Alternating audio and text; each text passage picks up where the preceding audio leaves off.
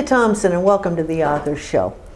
As a child, did you have all the self-confidence in the world? Did you think that you could just accomplish anything and everything and nobody was going to stop you? And then at some point during those formative years, all hell broke loose. And what happened is everybody and anybody came along and says, you can't do that. What happened to that self-esteem? Today we're talking to Karen Nowicki, who wrote Maddie Moonbeam's Garden, a story of love and acceptance. Welcome to the show, Karen. Thank you, Linda. Tell me a little bit about Maddie Moonbeam. It's a sweet, inspirational gift book or picture book for children. The reading level is about third grade or 9 and 10 years old, but the story itself, the message, is really a great book for everybody. Anyone who's looking to increase their self-acceptance and feel really great about themselves outside of what other people have to say and their opinions about them. How do you get started with children that young to let them know that the world's going to come crashing in around them and they're going to be told all of this, but they have to maintain their sense of self? How do you get through to children? Very gently and very lovingly. And I found that when I talk to my own children or the students that I've worked with, is to share stories about myself, letting them know that, you know, when I was your age, my family used to think that I was very loud and crazy and too silly, and help them see that I could have decided that that meant something about me and let it hold me back, but instead I embraced it and used it to my advantage, which is why I do what I do today. So helping them see that you're a whole package, you know, not just always the good little girl or the strong little boy, but you are many different personalities in a sense, and you should embrace and love that despite what anybody tells you. Well, I've got a curious question. Maddie Moonbeam is a mouthful.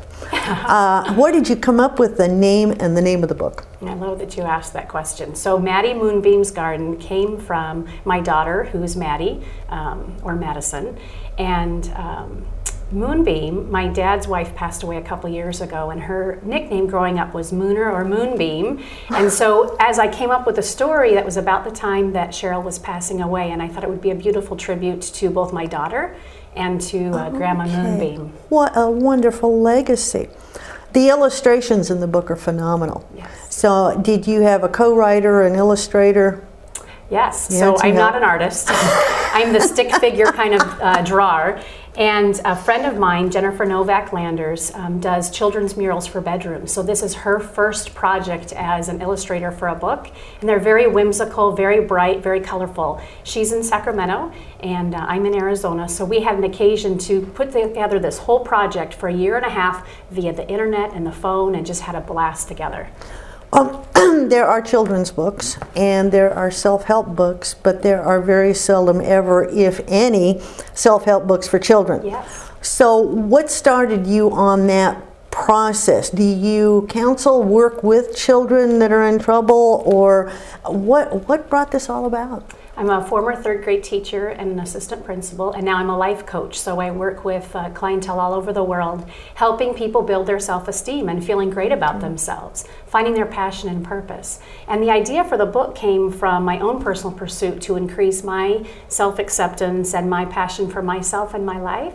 And you're right, there aren't many books out there that are children's books with a really solid, deep, profound message. And Maddie Moonbeam's Garden did just that. It gives children the hope and the feeling and sense that they can be everything that they are in any given moment, and also trust what's going on the inside of them, and then just be able to nurture that piece of them. So I found that it was the perfect combination because there wasn't a lot of books out there, as you had mentioned. Well, okay, it is written as a children's book, but aren't there messages here that people of any age can take home? Absolutely. Again, the reading level is third grade, but everything that I've heard from my readers from, again, all over the world has been that this book has hit my heart, you know, as a parent, as a grandparent. I have people say that they start their day reading the book every single day just to remind them to listen to their inner wisdom instead of maybe some offhanded comment that someone really didn't even mean, but they let it impact their heart. So yes, it is a book that appeals to really anybody around self and love and acceptance. Now I'm curious, how much experimentation did you do on Madison to come up with this? My daughter? Well, the images of the character are in her likeness, and that was great fun. She thought that was a real treat. She's 12 years old, and she was about 10 when we started the project. And so she adored the whole idea that the illustrator was working to create a cartoon character in her image. As far as the actual message of the story and self-esteem, I have 3 children, a 14, a 12-year-old, and now a 19-month-old baby as well. And I'm constantly working all of my personal growth techniques on them all the time. In fact, my 14-year-old son said to me, "Do I always have to be a test candidate for your clients?" And I said, "I don't know anything different." So yes, you do. So yes, we constantly are working towards building self-esteem and really caring for ourselves. Okay, where can we find this little book? Well, right now it's exclusively sold on the MaddieMoonbeam.com website. That is a mouthful. And a few stores locally in Arizona. I'm just getting ready to launch the book. And until then, it's on the website and working its way to libraries and stores near you. I'm sure that we have a lot of viewers who are parents, who are experiencing challenges with their kids. What is 1 or 2 tips you could give them to enhance self-esteem in their children? Take time to listen to them would be the very first thing that I can think of. So often, like myself as a working parent with 3 kids, so busy, I find myself sometimes saying to them, one more minute, and then 15 minutes to an hour go by, and I realize I've neglected giving them my full undivided attention. So the first tip that I always remind myself is to just slow down and listen, eye-to-eye contact, get down at their level, and really give them the sense that they matter to me and we have that deep connection. Okay, and when you're working with children, what do you tell them as far as relating their need or their desire to an adult?